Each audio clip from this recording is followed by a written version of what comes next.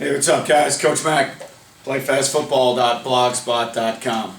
Sorry for the voice, a little bit under the weather right now, in the middle of the season, so get kind of ran down a little bit. Voice is kind of shot from hollering all the time, plus we got some weather coming through with as we prepare for Hurricane Irma to make its way up towards Jacksonville in the next 12, 14 hours or so. So I figured this would be a good chance to get a blog out there. Haven't done one in a little while since we are kind of in season right now, and figured I'd get something out there. I've already got game plans for next week are done, trying to figure out when we're going to play, when we're going to be able to get back to school and practice, and those game plans are already done. There's really not much else you can do with that, and part of the blog I'm going to talk about today is how those game plans aren't really going to change that much anyway for certain reasons.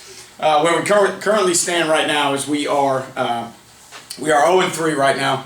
Started the season off a little bit slow, but what I'm going to talk about today is some of the reasons for why we have started out slow, and as a head coach or a coordinator, where you need to make a determination as to what you are trying to do each week with your team and with your game plan, and trying to not fall into the trap of putting a game plan together every week that necessarily, quote unquote, is the plan to win the game or what you have to do to win the game, if it sacrifices what you are trying to do in the long run with your program. And when I say that, what I mean is nobody game plans to lose a game. That's not really what we're saying.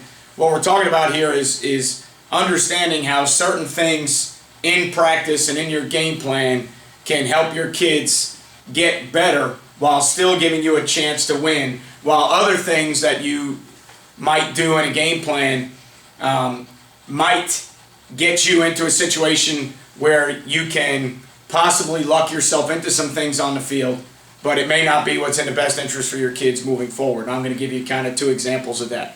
All right, so where we're at right now is the school I'm coaching at. This is my second year. All right, we inherited a group last year that had 23 seniors. They all graduated. We currently have a group right now that has only we only have 4 or 5 seniors on our football team. All right. On defense, we start 8 sophomores on defense. That is 8 10th grade football players at the varsity level in the state of Florida. Now, most people are going to look at that and say, oh, well, you need to stop making excuses. Nobody really cares. And I understand all that. But there are some factual things that you need to understand, and these are things that I didn't really think about for a little bit until a good friend of mine in the coaching business, who has been fortunate enough last couple of years, he's been to state final games, and he's had a pretty good run, and he's winning a lot of games right now. And as I get frustrated and I get upset with some things, he kind of always comes back and says, hey, really doesn't matter how good of a player you are in college. Really doesn't matter how good of a coach you might be. It really doesn't matter how many blogs you can do or how many clinics you speak at if your kids can't play the things that you want them to play. And it kind of struck home for a little bit, and I thought about it for a little bit, and I said, hey, you know what, that kind of makes a little bit of sense. So the hardest part is when you have a channel like I have, and you put information out there for people to help them get better, and you speak at national clinics, and you write articles for national publications, and you can't win your own football games. What happens is you start to kind of fall into that trap of, what do I have to do to win football games? Because while I'm not winning football games, everybody is going to talk about, well, why do all these videos and why speak at clinics when you can't win your own football games? Because ultimately, all everybody cares about is winning and losing. All right, and we've all been to, clinics where you get up there and a guy talks about 4 verticals, or a guy talks about man free because he's got 15 Division I players on his team, and he wins 95% of the games that he plays. So, at some point down the line, you have to decipher what is good information, what is good schematically, and where people are doing things that they can get away with and they're winning games. And unfortunately, we are judged in a society nowadays where winning is really all that matters in high school football. So, kind of fell into that trap a little bit. Knowing I had 8 sophomores, all right, knowing that the heaviest player on the defense was 220 pounds and that we were really light, all right, knowing that we were probably a little bit outgunned right now against some of the teams that we were playing, and I fell into the trap of trying to win games So what I did was I got to a point where I said, okay, we're going to have to move a bunch. We're going to have to send some pressure, and I'm going to have to be really good with sending pressure from the field or from the boundary or double A gap stuff. And so I got into a point where I worried more about game plan stuff and more about schematics, and I didn't really worry about how well we were playing those things. And that should always be the number one goal outside of the game plan is, can you play the things that you want to play? Okay, so as we look at it, like I said, and again, this is just the reality of the situation. All right, we're 0-3. Nobody cares who's on the field. All right, nobody's going to give you a hall pass for playing young guys. But the reality of the situation is, all right, up front, 3 of our 4 defensive linemen are in 10th grade. Okay, one of our linebackers in the middle is in 10th grade. So 4 of the 6 in the box are 10th grade kids. All right, one of our down safeties is in 10th grade. All 3 secondary spots, with the exception of what we play as our right safety or weak safety, are in 10th grade. So 8 of the 11 players are on the defense are in 10th grade. The other 3 are 11th grade kids. All right, so we don't have a senior on defense. So we're really young. So varsity football games are moving really fast. Things are happening out there, and we're struggling sometimes to get the adjustments of what coverages and how we have to check and what we need to check to, and whether it's tempo or not tempo, and struggling with how to play the next play and handling big plays in crowd environments, and because we just haven't seen it enough. So each week that we play, we get a little bit better with all those things. Our communication gets better. The kids get a little bit more settled in, all right, to what we're trying to do. And as time goes by, we will get these players to be better football players. It's just that right now, with the schedule that we play, we're kind of struggling a little bit. Now, what I did was, week 1, we played a really good game against a really good opponent. All right, and our kids played hard. It was 13-13 in the third quarter, and they had a Division I tailback that's a really good player, and they had Division I lineman that's got a Florida and Alabama State offer. Alabama and a Florida State offer, and they got a DN that's got a Florida State offer, and the tailback is a really, really good player, Division I kid, and we hung for a while and played really, really well. 13-13 in the third quarter. Then things kind of got away from us, and we lost 33-13. They did a good job with some adjustments in the second half, and hats off to them. So as we go into week 2, we struggled to stop the run. You could see how light we are in certain spots, and on film you could see us struggling to tackle the ball. So as we go into week 2, we're playing a really good team with a good offensive mind, with a coach that I really respect, and I felt like we're going to have to move a bunch to stop the run. And I felt like that we're going to have to come up with some exotic things to stop the run. So we go into week 2, and we were kind of in and out of a stack look, where we had our end and our nose and our rush here, and we had our Mike and our Jack and our Will, and we were kind of bouncing in and out of the stack look because of our personnel and what we thought we needed to do. So we had some exotics drawn up, and we had some things where we had 4 off the edge coming. All right, and we were rolling a free safety down, and we were playing hot. And, what started happening was we got caught with some things where they were just running gap schemes, and they were blocking back on the guys that were coming. And our blitzers off the edge were running up the field. We had nobody chasing. And then our guys that were in the interior gaps weren't playing across the down blocks. And then the down blocks here on the nose, this kid was getting skinny up the field there. And it left us with kind of 2 players on the backside. The backside hot player didn't fold and get into the fit. All right, so we got into some things where we started moving, and we started trying to create, exotic pressures, and got into a situation where the game plan and the knowledge of what I wanted to do, or what I thought I could do in my head, all right, to where, we had it to where we were then sending 6 and rolling down and playing hot.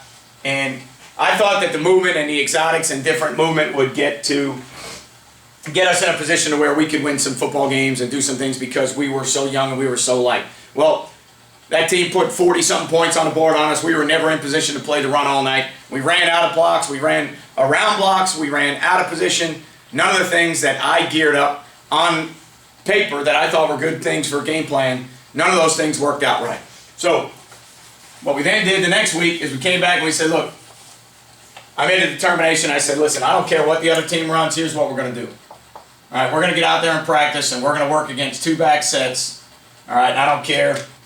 Tight end, no tight end is really irrelevant to me right now. We're going to go back to some of our old defensive thoughts. And we're going to play and practice against 2 back sets, and we're going to practice power, and we're going to practice counter, and we're going to practice ISO, and we're going to practice zone kick. Okay? Now, along that line, what we also did was we went 10 minutes every day on a left sled. All right, and for those of you that are aware what the left sled is a sled where it's got to be punched in, then up. All right, because we were running around blocks, we were taking blocks on with forearms and titty bumping people. Our kids didn't know how to play with hands on, so I said, listen, here's what we're going to do every day. Every position on the field, we're going to go 10 minutes a day. We're going to start practice with it right after flex. We're going to hit that left sled, and every kid on our team is going to understand how to bench press that thing in and up.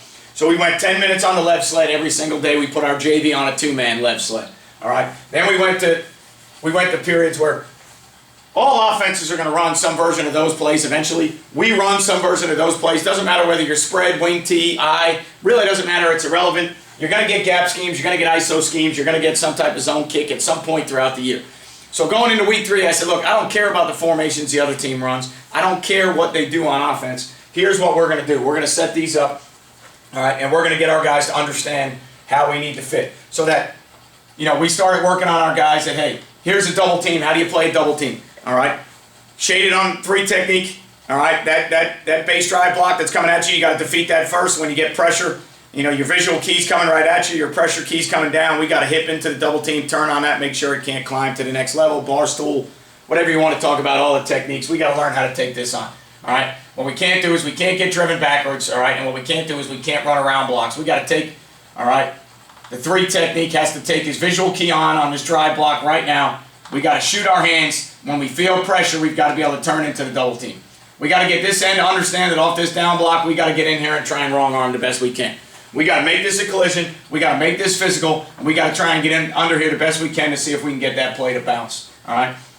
Biggest one is the back block on the center with the pull there.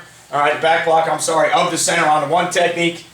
All right, we have kids that love doing pressure away from pressure. So if I'm a 1 technique and the guard pulls and the center blocks back, we have kids that love just running the way the center is blocking you. All right, if the center is blocking you back here, it makes no sense to run up the field there because the ball's not going there. The ball's going across. So we tried to work on getting kids to understand visual key pulls, pressure key back blocks. We got to see if we can hump that and get over the top. All right.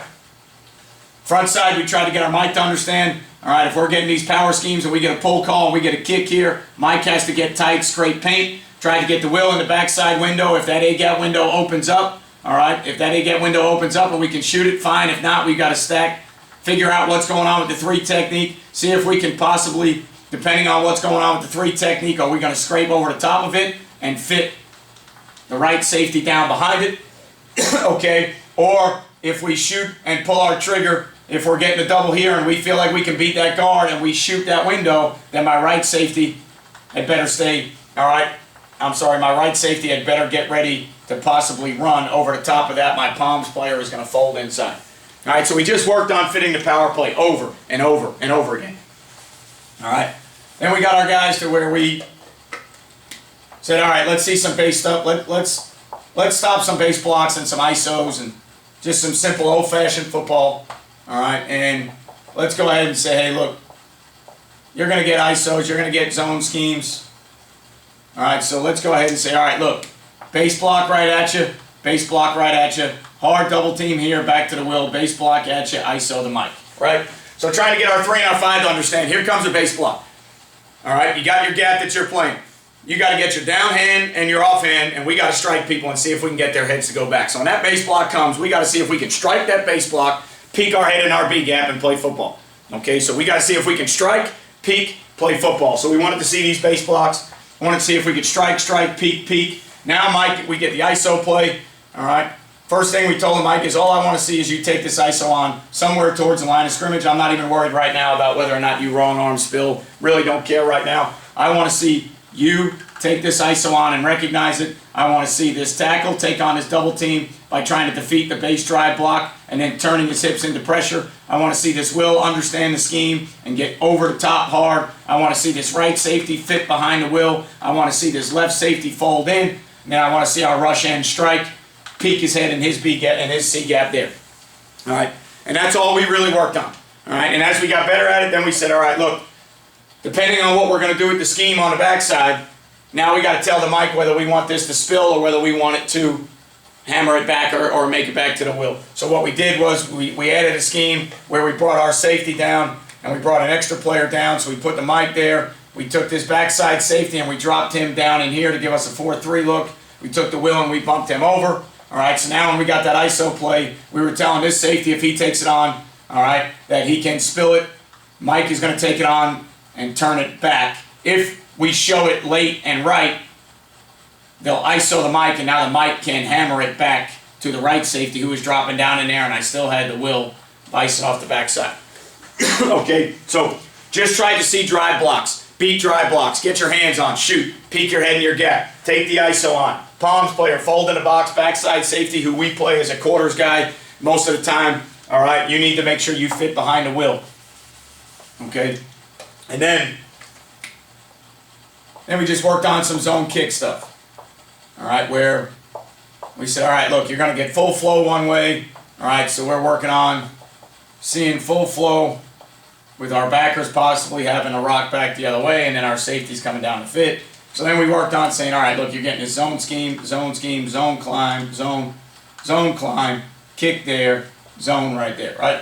So now we got the zone scheme. We try to get the one technique. Strike this guard on the zone scheme, strike, downhand, offhand strike, get yourself in this A gap, win in this A gap right here, right now. Don't get behind it in the B gap, don't get anywhere else. Strike it, peek your helmet in the A gap and win in the A gap.